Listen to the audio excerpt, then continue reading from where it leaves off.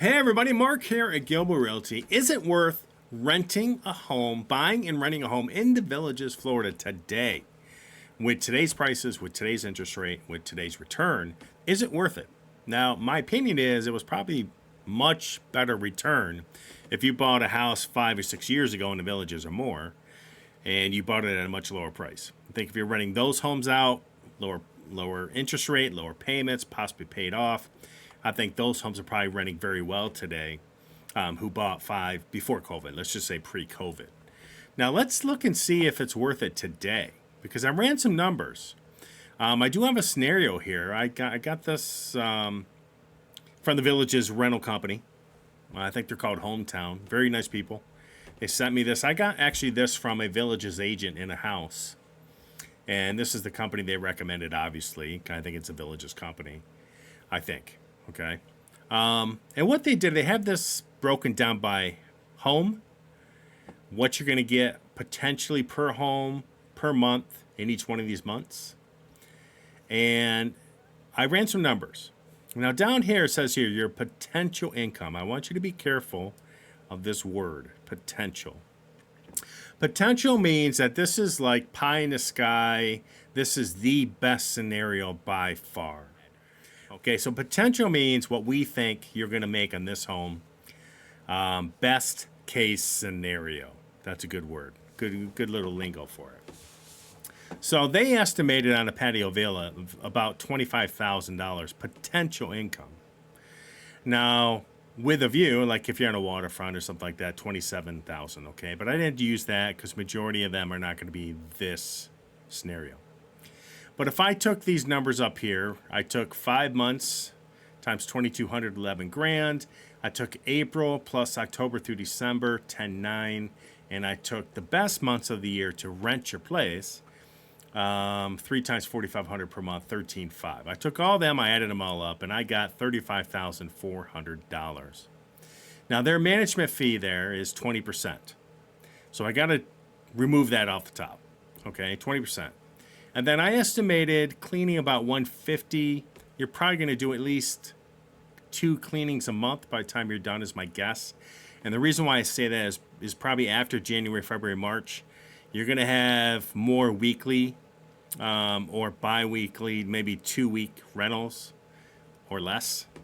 So you can maybe run 3-4 cleanings a month, but I would just want to do at least 2 a month. Okay, just to be fair, that's 24 cleanings a year. Now I'm going to deduct their management fee at 20%. I'm going to deduct the cleaning fees per year, 12 times 150. 24 times 150, that's $3,600. And I got a net of $24,400. Divided by 12, that's $2,033 per month. Now remember, that's best case scenario, okay? And I haven't removed a bunch of expenses yet. I don't like I put net there because that's wrong. Okay, but let's keep going. So we have $2,033 a month or $24,400. Now let's get to the real numbers here. So there's the house I use. It's a real house. It's listed there. It's open tomorrow for an open home, for an open house. Okay, it's a patio villa, $257,391. It's a real price, real house in the Villages, currently for sale as of March 12th. If I walk in there and I want to pay cash for this house, let's just say 260 grand.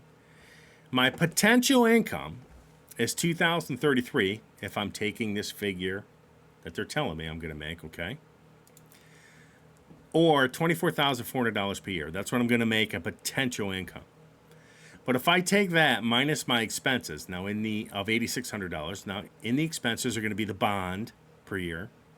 It's going to be my insurance of $1,000, which may be low. Amenity fees are $195. I just put 200 times 12, $2,400, and I put taxes of about $300 or $3,000. Okay, I did not include internet, cable. You have to hardwire a smoke detector and code fire extinguisher. That's about $400 to $500. Trash, water, utilities. Okay, I did not include any of that in here. Okay, so by the time I'm done, I take these right here. 2,200, 1,000, 2,400, and 3,000 in taxes. They total about 8,600, which gives me a net of $15,800 or a cash on cash return of about 6%. Okay, not great. I could find a ton of other things to do to probably make a better return on my 6%. I could probably go throw it into a savings account near 5% and not have to worry about tenants or a house or maintenance. This does not include maintenance neither, okay? But anyways, that's a return on cash. I just want to run the scenario. Now, let's say that you don't have 260 grand cash, because a lot of people don't have $260,000 cash sitting around. If you do, it's probably not a wise move because of inflation, okay? But if I take my 260 and let's say I have to get an investor loan, which is 25% down, 30-year term, 7% interest. I just ran this scenario, 65 grand down, 25%. Finance 195 over 30 years is 7% interest. My payment is $1,297 per month, principal and interest only. I did not include taxes and insurance because I already deducted them up here. Okay? But if I take that principal and interest payment, which they call debt service, okay, in the investor world, times 12 is $15,564 approximately. If I take this 15.8 net minus my debt service, I got a $250 income. Okay. So let me just some comments here. What's happened in the last 3 or 4 years, this is a prime example. We've had such inflated figures when it comes to purchase price. We've had such inflated interest rates that it's made the investment into this property unaffordable. So typically, probably in the past, before COVID, an investor would come down here, buy this house for 175, 180 grand, maybe even less for the cheapos. And then they would financially make sense because I could probably rent it out halfway decent, still get my $4,500 a month during the busy season. Where today it's not the case. When you're at 7% rates, you're an inflated purchase price. All these numbers are out of whack, and it kind of makes this scenario down below here, it makes this scenario unaffordable unless you only plan to cover some of your debt if you plan on using this house yourself during 3, 4, 5 months out of the year. That happens a lot. Snowbirds, this might be a good scenario for you. If you plan on doing this and you're okay not coming down January, February, March, because those are the best times of year for you to make the most money, maybe you plan your vacation around some other months, and then this makes sense, this scenario. If you're going to pay cash, fine, you're not going to lose money. You better hope that you have some equity at some point in time in the future. I've done a ton of videos in the last couple months, 2-3 months, that prices are coming down in Florida in general, across the country in most cities, and I think they're probably going to continue on a slow pace. So I don't think this scenario really makes sense for anybody unless they plan on coming down here for using this home on their own. That makes sense. This scenario up here is fine, but I think I could probably find a lot more better opportunities to make 6% of my $260,000 cash. And this is probably another reason why the Villages has slowed down a little bit in their sales. I still think there's people buying in the Villages, but I think what they're doing is just trying to, sink their money into like an investment property that's not going to lose all their wealth.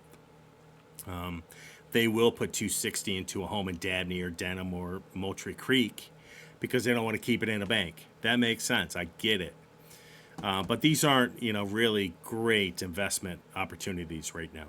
So that's me. That's my opinion. I think the numbers kind of make sense for everybody. Again, I think if you have a third grade education on this and went to math class and didn't miss too many, you can kind of figure out that the numbers truly don't make sense anymore based on today's market. So thanks again for tuning in, everybody. Please like and subscribe down below. Please post your comments as well. And when you post, everybody learns. I hope you have a great day. Thanks for watching. Take care.